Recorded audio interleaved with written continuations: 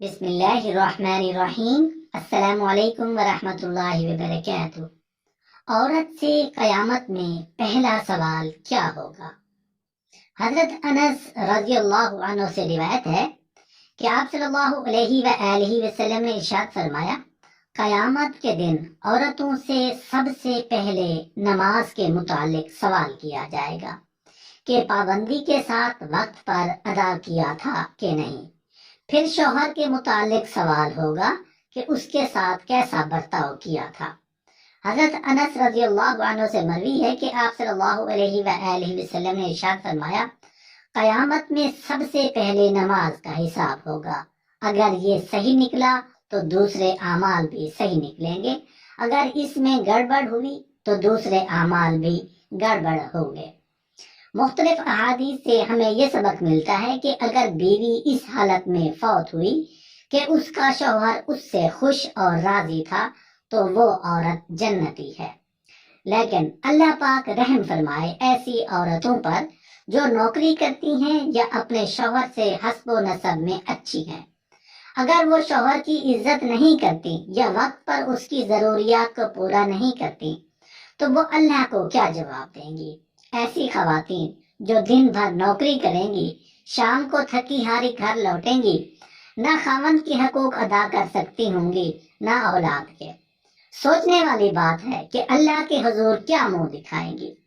حضرت انس بن مالک رضی اللہ عنہ سے روایت ہے کہ رسول اللہ صلی اللہ علیہ وآلہ وسلم نے فرمایا، جو عورت اللہ پر اور روز قیامت پر ایمان رکھتی ہے اس پر لازم ہے کہ خاوند کے سامنے اپنے حسن و جمال پر فخر نہ کرے اور خاوند کی برائی نہ کرے اور عیب نہ نکالے اور خاوند کی نہ شکری نہ کرے اور ہر وقت خرید و فروخت کا سوال نہ کرے اور اپنے شوہر سے ایسی چیز کا سوال نہ کرے جس میں وہ عاجز ہو، بلکہ تھوڑا بہت جو کچھ خدا نے اسے دیا ہے اسی پر قناعت کرے، اور یہ بھی نہ کہے کہ تو نے میرے ساتھ کیا سلوک کیا ہے اور مجھے کیا دیا ہے، کیونکہ یہ بے وفا اور بے مروت عورتوں کی عادت ہے۔ اور بلا ضرورت پڑوسی کے گھر نہ جائیں اور ہمسایوں سے باتیں کم کریں، یہ سب باتیں کسی مومن عورت کو زیب نہیں دیتی۔ باحیا کو اپنی عصمت و عفت کا خیال رکھنا چاہیے، اپنے شوہر کی اجازت کے بغیر گھر سے باہر قدم نہ رکھیں۔ اگر وہ جانے کی اجازت دیں تو معمولی اور سادہ سا لباس میں پردے کے تمام تقاضوں کی تکمیل کے بعد جائیں اور ہر کام میں شوہر کی خوشی کو اصل مقصد قرار دیں اور نماز و روزہ تسبیح وغیرہ کی پابندی کریں۔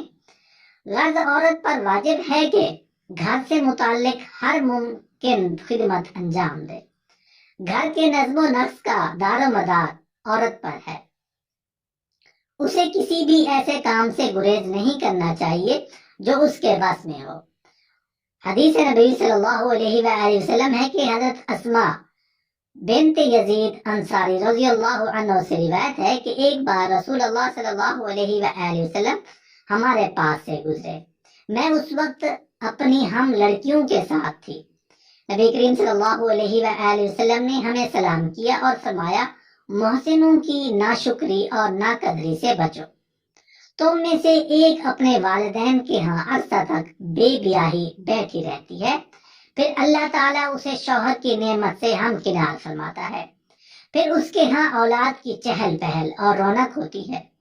ان تمام خوبیوں اور احسانات کے باوجود اگر کبھی کسی بات یا فعل پر شوہر سے معمولی سی رنجش ہو جاتی ہے تو عورتیں اس لمبی رفاقت اور محبت اور محنت اور جفاکشی کو نظر انداز کر کے بالکل طوطا چشمی اور بے وفائی سے بول اٹھتی ہیں کہ میں نے تو تجھ سے کبھی آج تک اچھا سلوک دیکھا ہی نہیں اور نہ کوئی بھلائی دیکھی۔ یہاں پر عورتوں کے ایک خاص مزاج اور فطرت کے بارے میں بیان کیا گیا ہے کہ اگر کبھی شوہر سے تھوڑی سی بدعنوانی اور ناراضگی ہو جائے تو اس پر کہہ دیا کرتی ہیں کہ ہم نے تجھ سے آج تک کوئی فائدہ نہیں دیکھا۔ ایک لمحہ میں اس کے سارے کیے دھرے پر پانی پھیر دیتی ہیں اور ساری محنت کو زیر خاک کر دیتی ہیں اور یہ عادت آج کل اکثر عورتوں کے اندر پائی جاتی ہے۔ یہ انتہائی قابل مذمت ہے۔